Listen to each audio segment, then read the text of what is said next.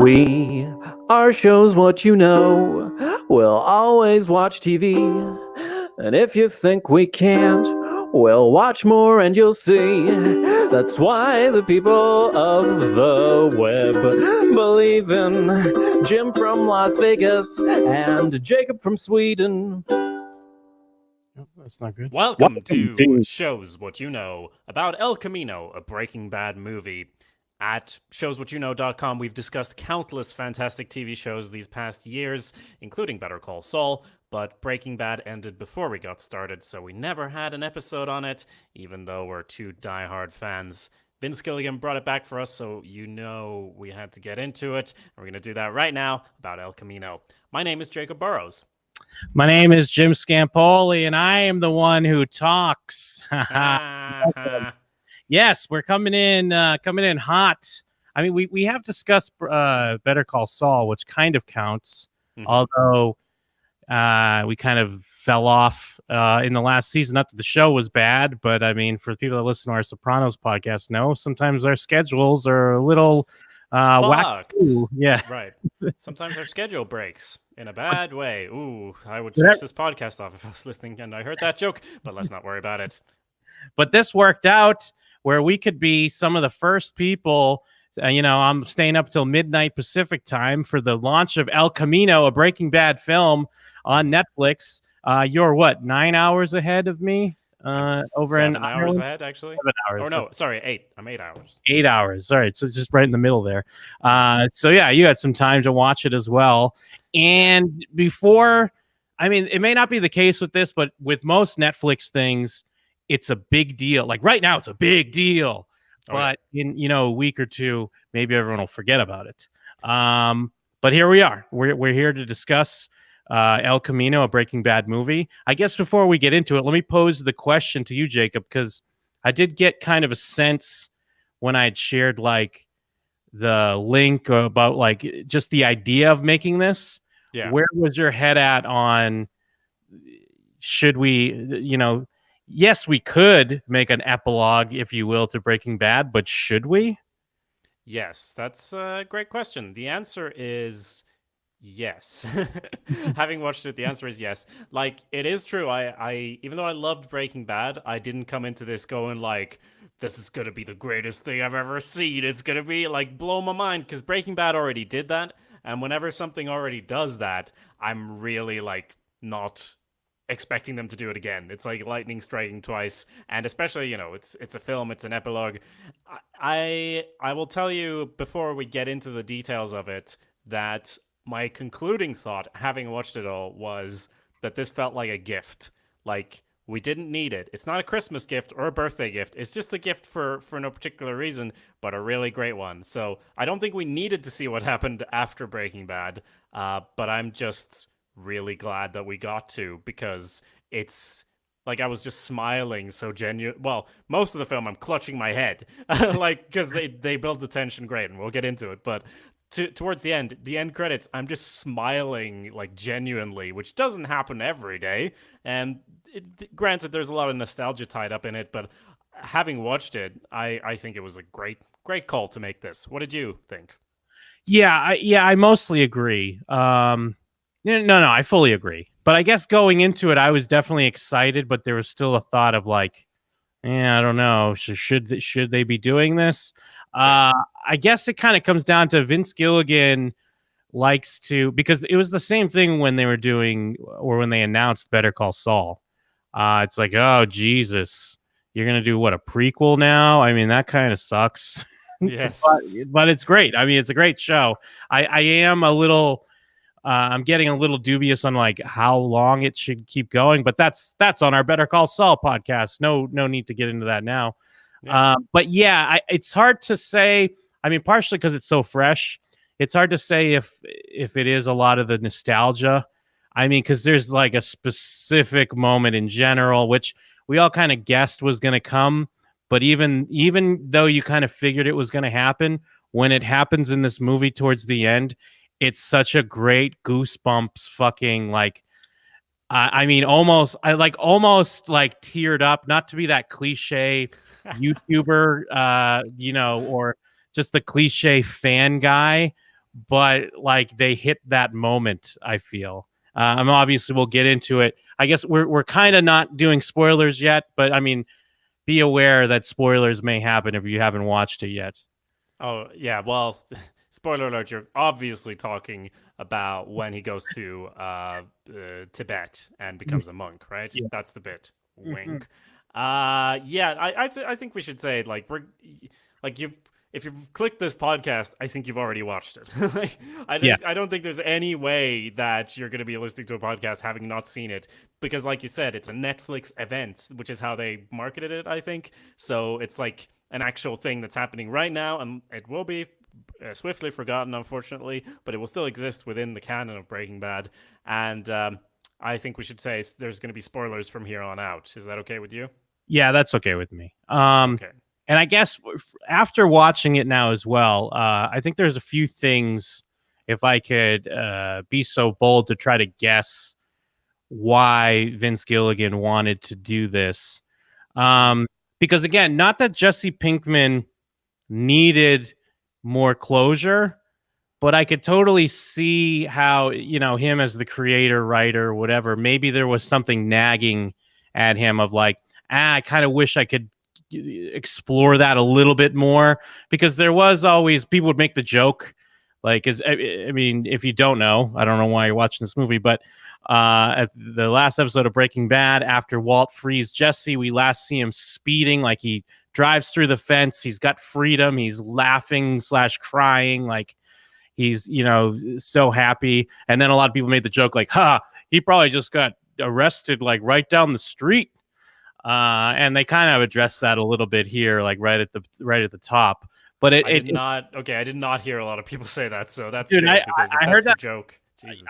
I heard that a few times. Like, did you also, sorry to cut you off, but did you also hear that Walter White was alive from these same people? Because it seems like the same sort of people. There were a lot of people, even going into this movie. People kept thinking like, that Walter White was going to be alive.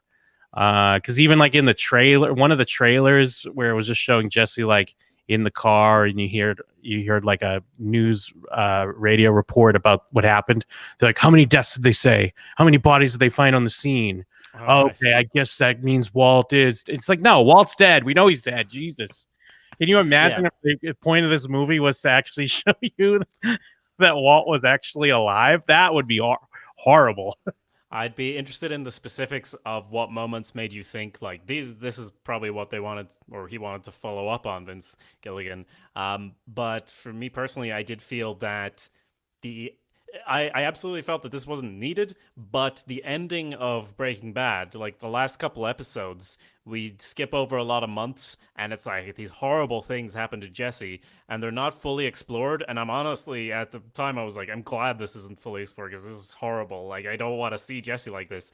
And even like 1 minute into watching the trailer for El Camino, I was like, feel bad for Jesse, the movie. This will be horrible and great at the same time.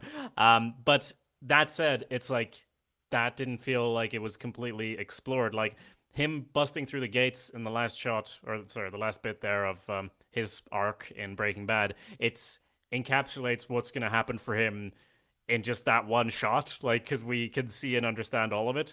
But those last few episodes of Breaking Bad, and Breaking Bad in general, it is Walter White's show, and Jesse as a character had more to give, and that's part of why I felt that this was sort of justified. And it's part of why throughout most of the film, I was happy that we didn't have Walter White there, because it would just sort of distract, and him not being in it felt like important because he was this huge figure hulking over Jesse, and with him removed, what remains of Jesse.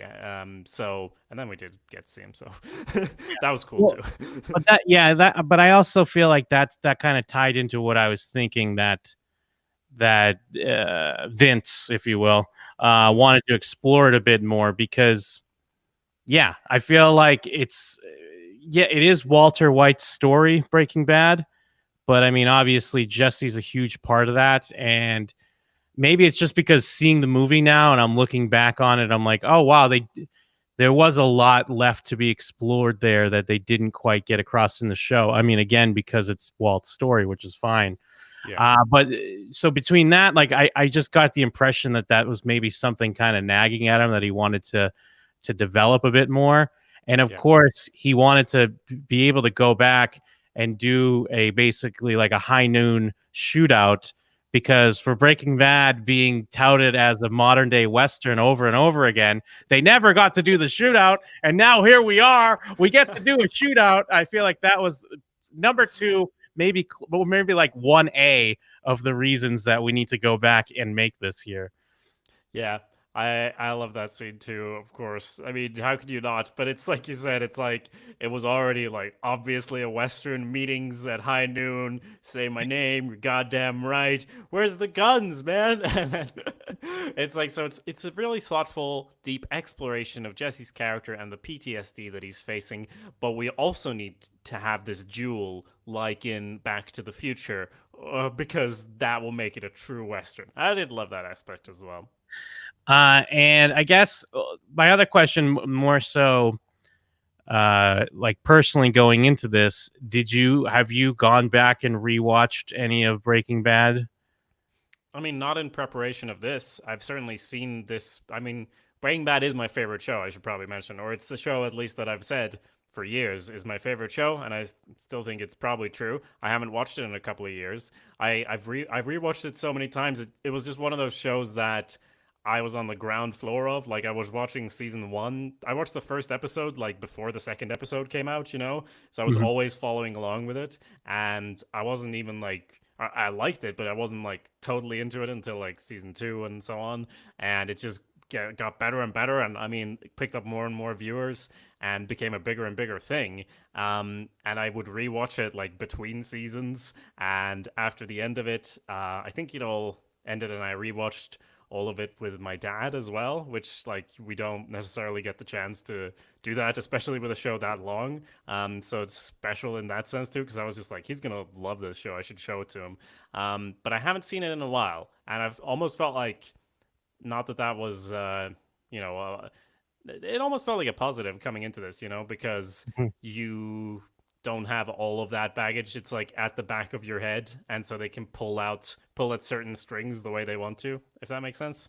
Yeah, that makes sense. I mean, because ideally I did want to at least watch the finale before watching this, but I didn't get a chance to. So I guess, yeah, maybe it is kind of for the best, because obviously I could still kind of pick up on there's moments throughout the movie that are flashbacks, and I could still kind of place where they were, like as far as somewhat within the time frame of the show. I mean, maybe not the open, I guess, when he's with Mike, and I mean, it looks like it's kind of where Mike dies. I don't know if I'm just remembering that wrong, or whatever. And I guess some of the stuff which you kind of have to forgive, because when did Breaking Bad end? Like 2013 or something? Or yes, that's so correct. it's been 6 years. So like when Mike makes a comment at the beginning, like, teenager with nothing to lose and all this money, I'm like, that motherfucker is not a teenager. Can you at least change that one line of dialogue? Well, he's a teenager to him. I suppose.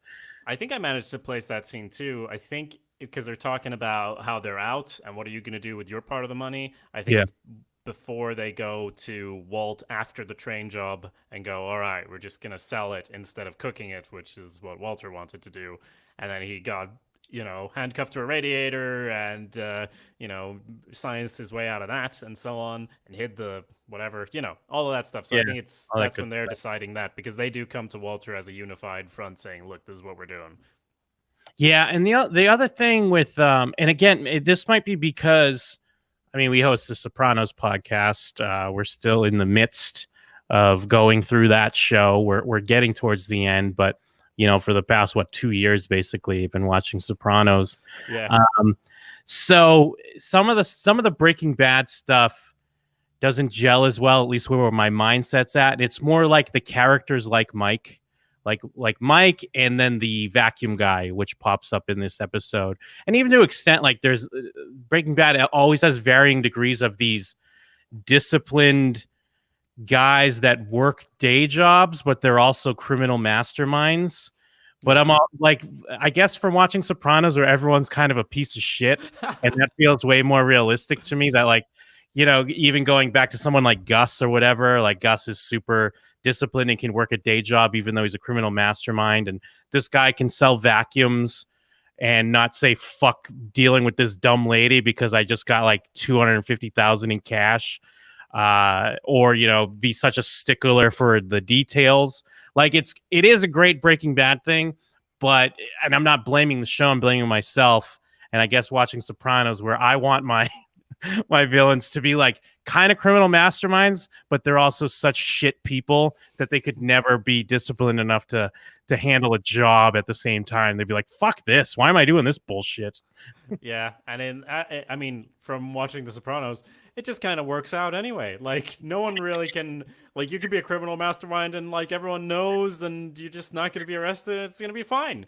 But yeah, that's a good point you said that, like, that's such a Breaking Bad thing of like, I'm the old guy and I have so much discipline and there's all these young punks on the street and they don't know what's what. And it's not just Mike, but like all of them in general. Like I could beat up any guy who's 1/3 my age or 1/10 my age. That would be a baby. Don't worry about it. Cause yeah, like the vacuum cleaner guy, just this discipline. It's such a Breaking Bad thing. Even to an extent, yeah. the dump guy, like the guy that works Yeah, at the yeah. car dump, like he's even like, because he still works a day job, he gets his hands dirty all day, but he's also making a lot of money on the side doing shit. I guess that does exist, but again, I guess it's just more my mindset. And I mean, if you've heard our discussion on Better Call Saul, like Mike already kind of wears on my patience a little bit. Because it's like, I get it. He's an old guy. He's got it all figured out. He could do whatever.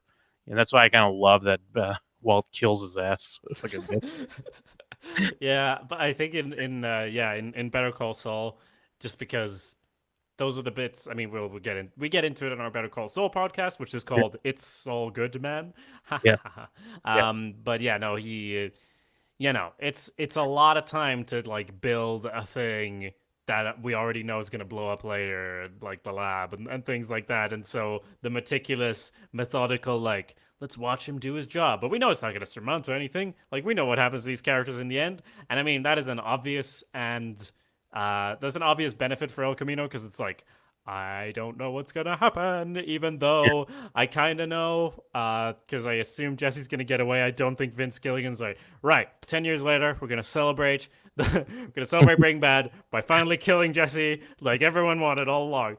So I don't think he'd do that. But like, it's really refreshing after Better Call Saul that I'm like, I have no clue what's going to happen. And even within this show, I'm like, all right, now we're in a flashback again. But all those did serve a purpose. Yeah, and I mean, throughout the movie, because the movie, it's 2 hours. I mean, I guess from your feeling, does it feel like a movie, or does it just feel like an episode, or like a long episode? Yeah, I mean, it could be either one. It could be two movies. Like, I don't know. It feels very specifically what it is, you know. And I think Vince Gilligan even said like he knew that no one who hadn't watched Breaking Bad would watch this anyway. It's like it is an indulgence, and it's aware that it's an indulgence, and it's like we're gonna make this as long as we want it to. But I think are you saying it feels more like a long TV episode? I'm kind of with you. I don't want to.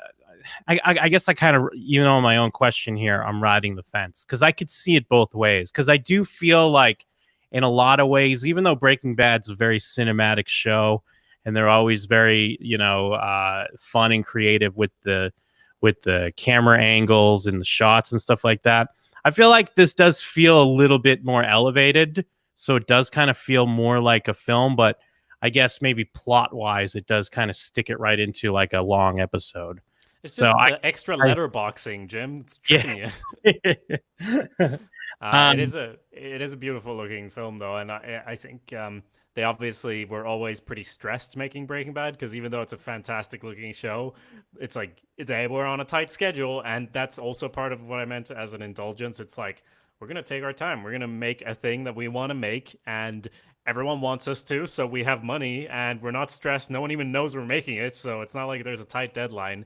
And so yeah, I did read on the Wikipedia about it that obviously had a lot more time to spend and not didn't have to rush everything, and so I think that is visible in it as well. And also, I think Vince is giving people a little bit too much credit because, I mean, I guess it's not quite the same as like Better Call Saul. And I mean, obviously, I don't think we mean to keep jumping around, but I feel like you obviously can't talk about this movie without talking about Breaking Bad and Better Call Saul. Yeah. But it's not, even though it's not quite the same as Better Call Saul, I think it's kind of crazy for someone to watch Better Call Saul without watching Breaking Bad. But there's a ton of people, at least from what I see online, people saying that they do that. And I suppose that can still work, but I think there's so many moments in Better Call Saul that won't play. I mean, we get into this on our own podcast on that. But I feel like there's going to be those people they're like, yeah, whatever. I'll just fire up the old El Camino. I'll watch it. No big deal. I'm aware of Breaking Bad. I know it's a show. I know that it had the guy from Malcolm in the Middle on it. Yeah, that's actually a good point because it is on Netflix and it's going to be on like loads of people's start screens. It's like, oh yeah, why not? Let's see what this is all about, which has to be so confusing. I'd be really interested in like how does it work as a film without it? Because obviously there's a lot of stuff in this that would work. Yeah, because he's having flashbacks and things, and like we don't see Todd get killed in El Camino, but through context, we obviously know that he does get killed, and like at the end the confrontation is with a new character that we're introduced through this anyway, so it all makes sense that way. And then there are moments like Walter White walking out. Yeah, that's like in the same way that in Better Call Saul, when I remember a camera movement, really long one that just ends on the sign for Los Pollos Hermanos, and it just bam, like super dramatic. And if you haven't seen Breaking Bad, that makes no fucking sense. Yeah. Similarly here, I guess you can go like, oh yeah, he's the guy like you'd be aware of it, like you said, so you'd go, this is the guy from Breaking Bad. I get it. So I'm sure it'd be fine, but like watch Breaking Bad. Yeah. Well, I mean, yeah, I guess we don't have to like dance around it or save it or anything, but I mean that moment when Walter White comes walking out of the hotel room, it's fucking so great. It in a weird way. I mean, I guess as a fanboy fan service moment, it like that justifies the movie in a weird way. And that's like one of the most empty things I've ever said. But I just can't lie to you people. I have to speak from the heart. And like, it totally did was like, I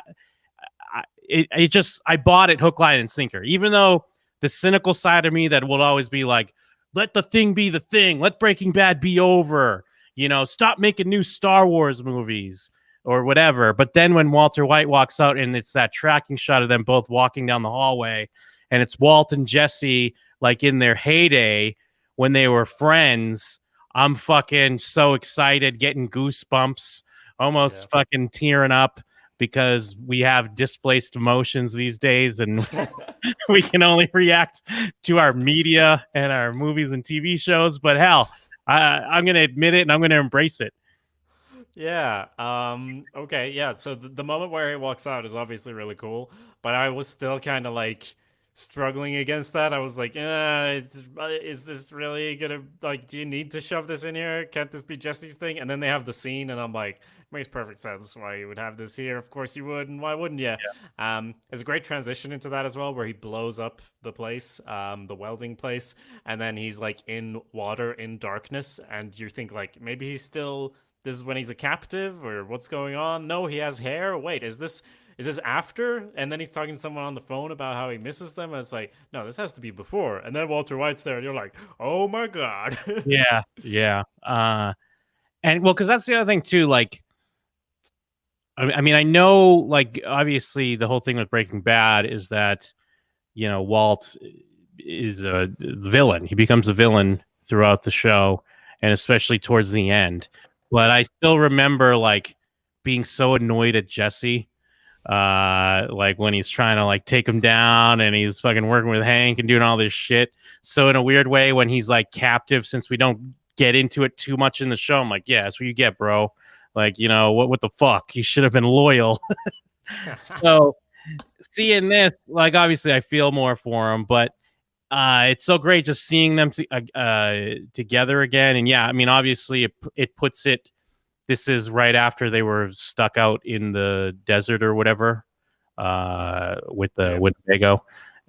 That's why it's like water, and I got the AC cranking. But there's still, I mean, the interaction, and just even seeing Jesse kind of like taking care of him a little bit and talking about his family's going to be taken care of. And then Walt, such a classic Walt line of what does he say? He's like, you don't have to wait your whole life to do something great, because to him making this great meth was such a great thing. But it's such a sad, like bittersweet, perfect moment. And even bringing back Kristen Ritter, who I'm spacing on her character's name, like kind of for like the last little flashback there. Jane, what was her name? Was Jane? I don't remember. Yes. That was great too. But yeah, I mean, I was definitely eating up the flashbacks, and social media has not been kind to what's Jesse Plemons' character's name? Todd, yeah, because everyone's pointing out that he's like fatter than he was now. His face. That's what people are talking about. That's what I was scrolling through the hashtag last night after I finished the movie. So this is like 2 a.m. my time. And it was mostly positive reviews, and then a few people saying like this was trash ending. And then I saw a lot of people saying that Todd needs to eat better, he needs a better diet, and a lot of people being very mean.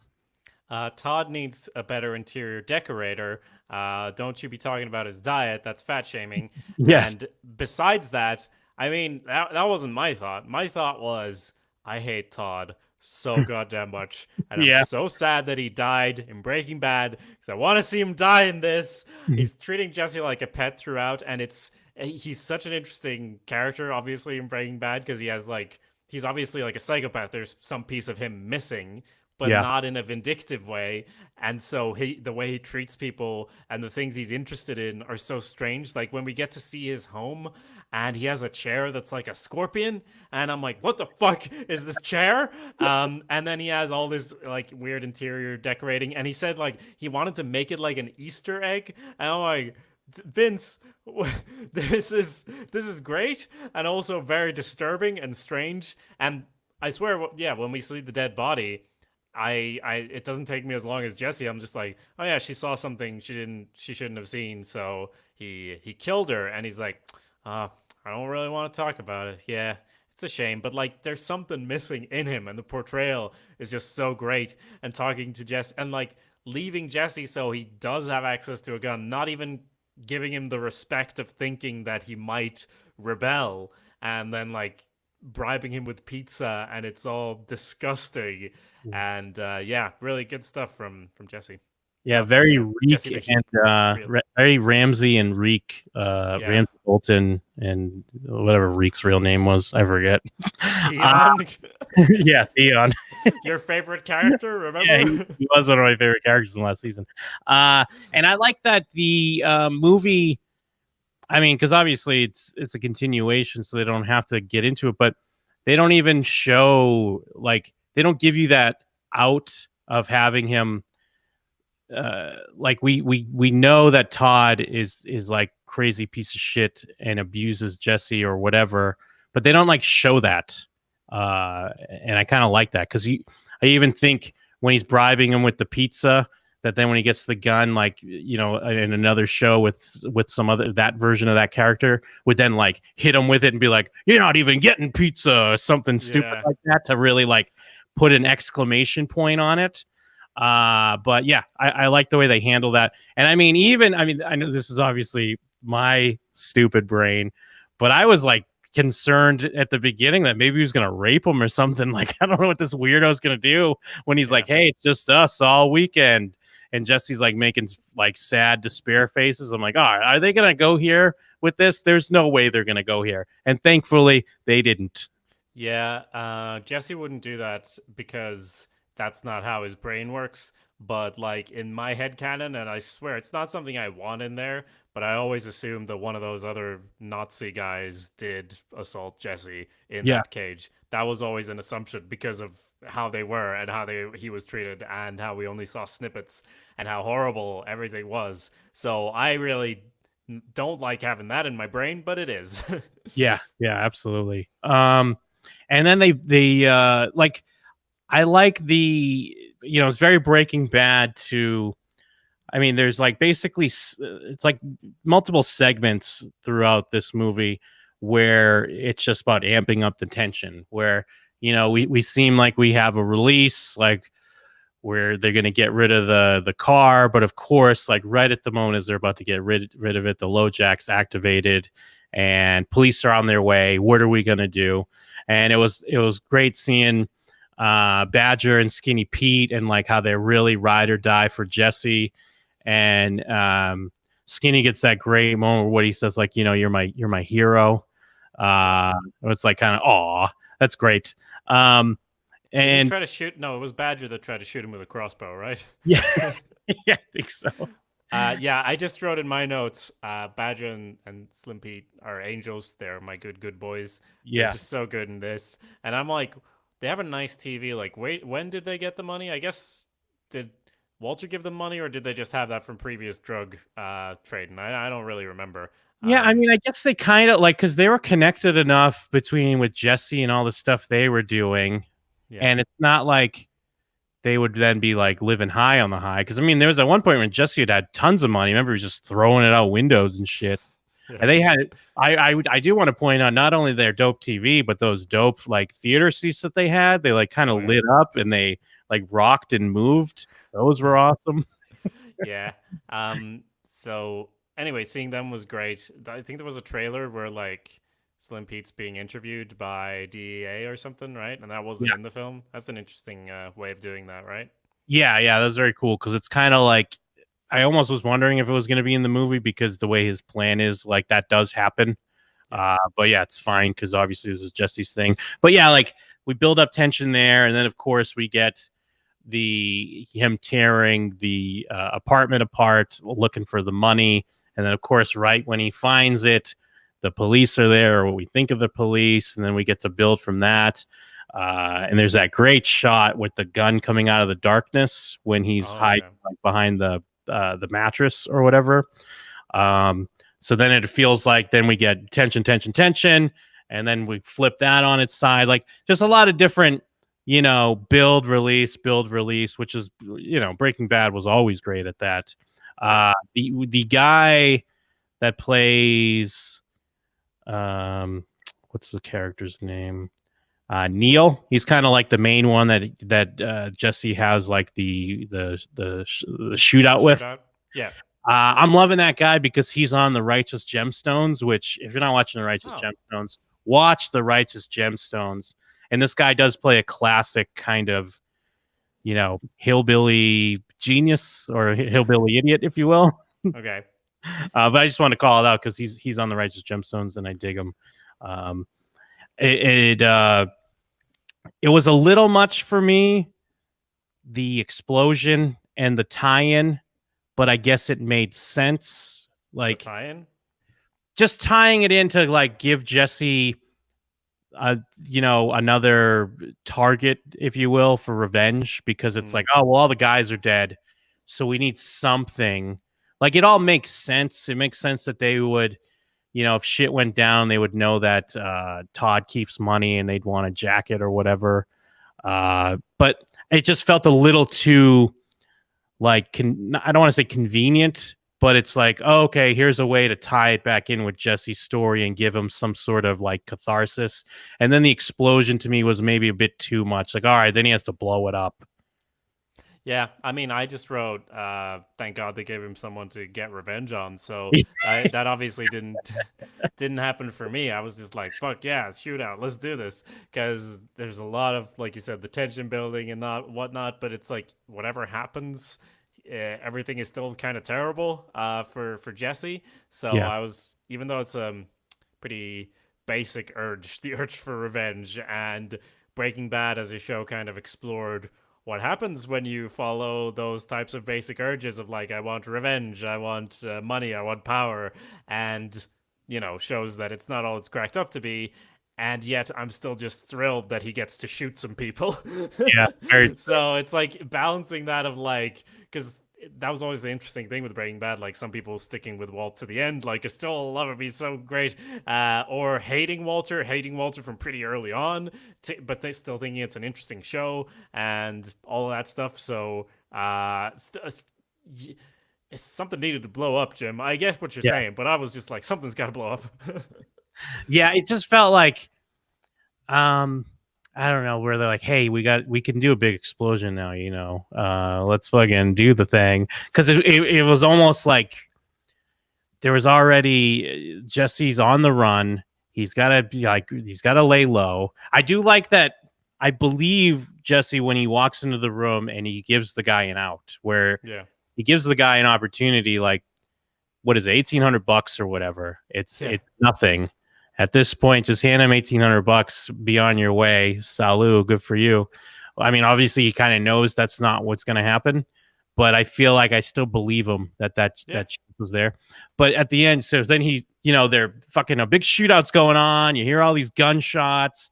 You got these other guys that are witnesses. I know he kind of took their IDs and they're probably not going to say nothing, but they ran out. So there's already all this attention. And now, like, there's this huge explosion, and you're already a fugitive. So it's like, all right, let's not push it too far. But it still was a great explosion, so I'll give him that. Yeah, I guess that makes sense, because if he'd just driven off, what would it really have been different? Like, what was the exact motivation for setting up the complicated, well, not complicated, just the explosion? Because I feel like, science, bitch, that Jesse wouldn't necessarily have been able to do that in the best way, and maybe it blew up too early or maybe too late. And if it was Breaking Bad, I also feel like they obviously had those cool moments of Walt throwing the crystal explosive at the ground and the whole thing shattering, but they also have moments of like building tension that's then like, like in Hot Fuzz running and jumping over the fence and then the mine doesn't explode. Like, so those moments are there as well. And Breaking Bad would more have been about like, okay, so what are the best logistics for setting up so that we can make this place explode? And then they argue about that for 10 minutes and then someone gets shot instead of the explosion. So it's a little bit like, yeah, let's just throw in an explosion here. I see where you're coming from. Yeah. I do like, because obviously it's very hard to work in the classic Jesse here, because this is a different Jesse. He's been through quite a lot. He's been through a huge trauma and he's dealing with that. But they figured out like smart ways to do it, like when he's arguing with the vacuum guy, and you kind of know he's wrong when he's like, you're bluffing. You know why? When you call 911, they tell you to stay on the phone. And I'm not gonna say I 100% know, but I'm like, if the cops pull up, because the way the shot is, the cops can pull up, it would be great. And then it does happen. But it was kind of the hints of classic Jesse, where he gets to do his like yelling, his science bitch voice. And then of course in the flashback we get to see that a bit with him and Walt. And Walt's talking about how he just needs to get his GED, and he's like, I graduated. You were on the stage. It's such a great line and great reaction. So, because I missed that a lot. I mean, that was always a thing I missed towards the end of Breaking Bad. I mean, it was not a necessity.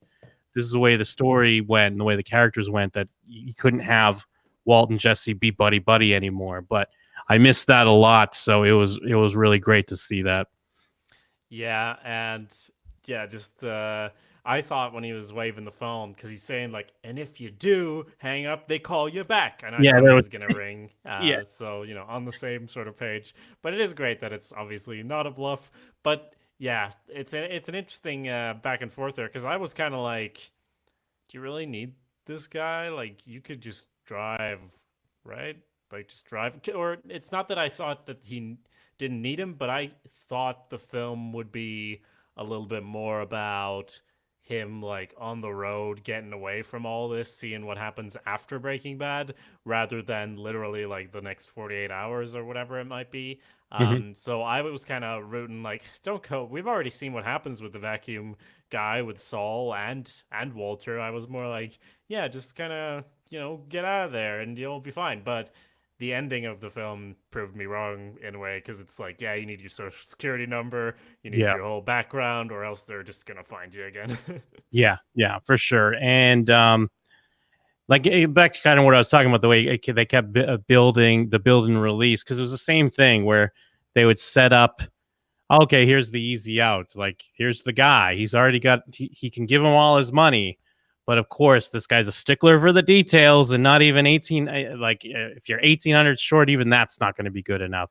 So, they would give this somewhat what you'd think would almost be an easy answer, throw a nice monkey wrench into the system, and play out. I guess that's just basic writing, anyways. But it's done really well here.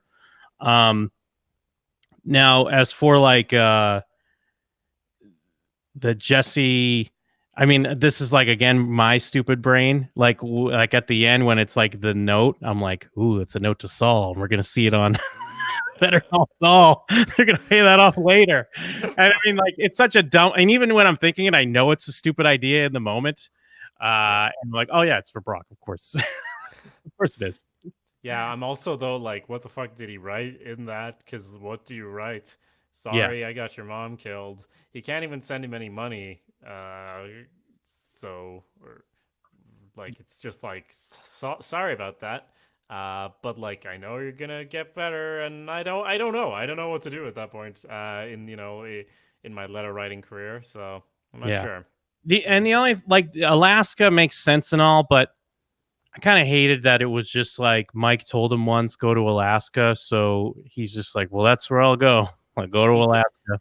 He definitely mentioned Alaska in Breaking Bad. I Okay, think. was it? All right, fair enough. I think so. I'm not 100%, but that felt familiar. So that felt with Mike at the start. It felt more like a reminder, because I was like, hasn't he talked about Alaska before?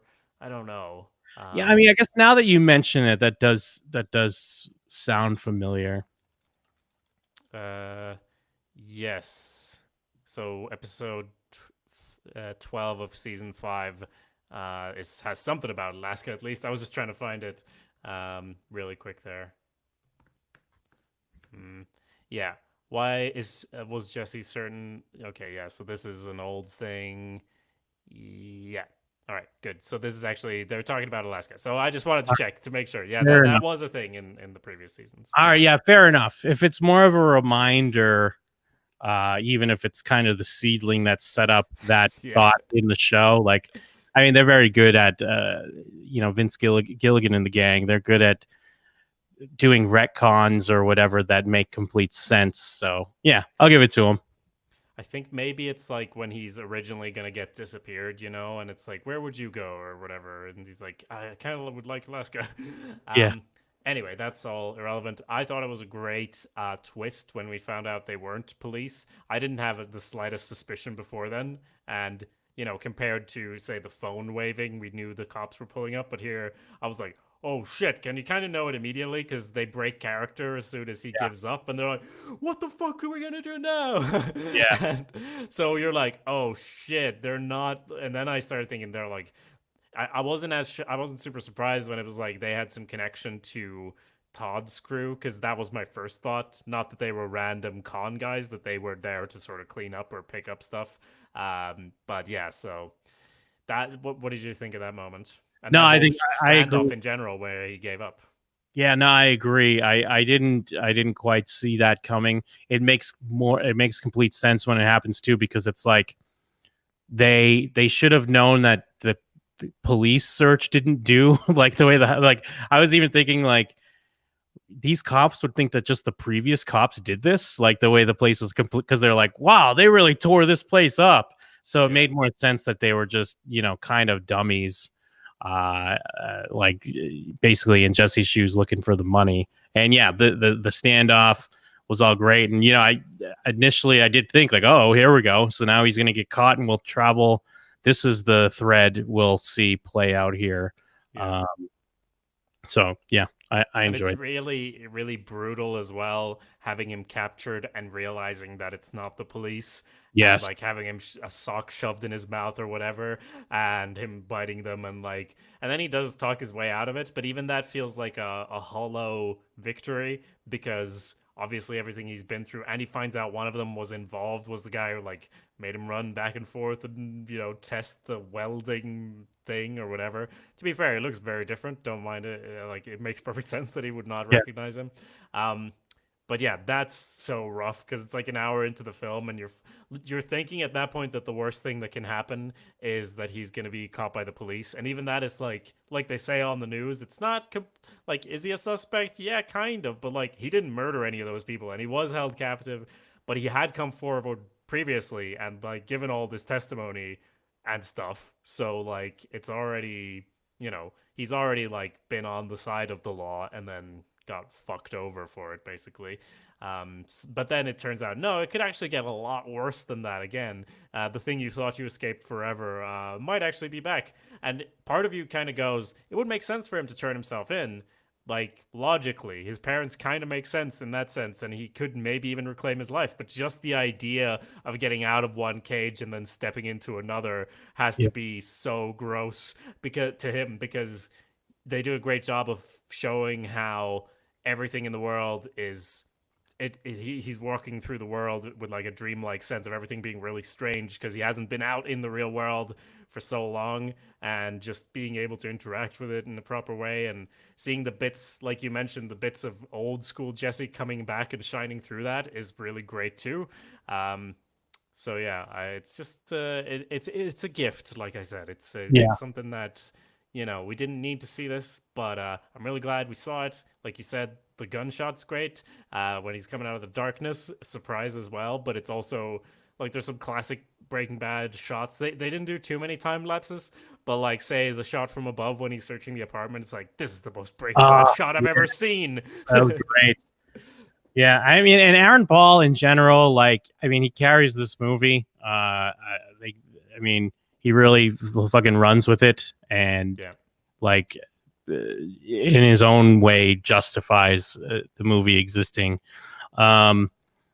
Because I mean, obviously he was always good on the show too, but this becomes like his show. This is his movie, and he nails it. So yeah, I mean, I don't know. I guess I don't know really what else we can get into. We don't have to go like beat by beat. We kind of covered all the major things. Vince Gilligan keeps taking these things where there's a lot of room to screw things up.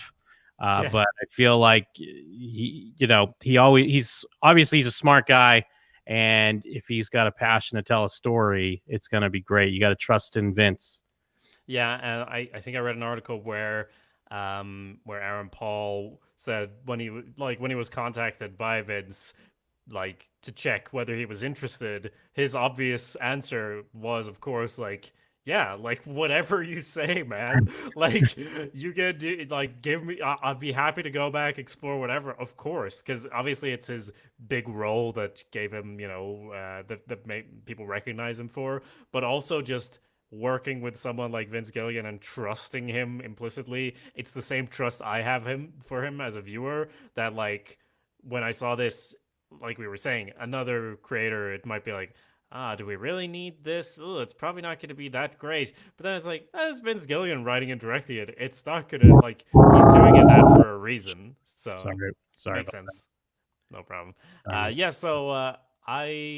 was really happy with it. And like I said at the start, at the end, when the actual credits are playing and Jesse gives a little smile there driving away, obviously paralleling the first shot and then his last shot in Breaking Bad, and he's like smiling, and I'm just like grinning and like through the credits like, aw. So yeah, I really enjoyed it. Yeah, I agree. So there you go. Now it's time to rewatch Breaking Bad. Well, now whoever, someone out there must have done the I edited Breaking Bad in chronological order. Like, get back to your editing room. You got more clips you need to drop in. You got some stuff to add to the end. Let's fucking fix this shit already. That's got to be a thing, right? And more than that, there's probably a podcast out there with two guys rewatching Breaking Bad, or one of them rewatching it, and the other person has never seen Breaking Bad, so they can go through and talk through the whole series. Now, obviously, we both saw Breaking Bad, so we can't do that, but that is what we're doing with The Sopranos, because I have never seen The Sopranos, and a lot of stuff we get into there is kind of similar because it's about criminal masterminds. And whether or not you've seen The Sopranos, dear listener, I would suggest checking out Cut to Black, a Sopranos sit-down, which you can find at showswhatyouknow.com or by searching your podcatcher of choice. We'd also really appreciate a review on there if you have the time.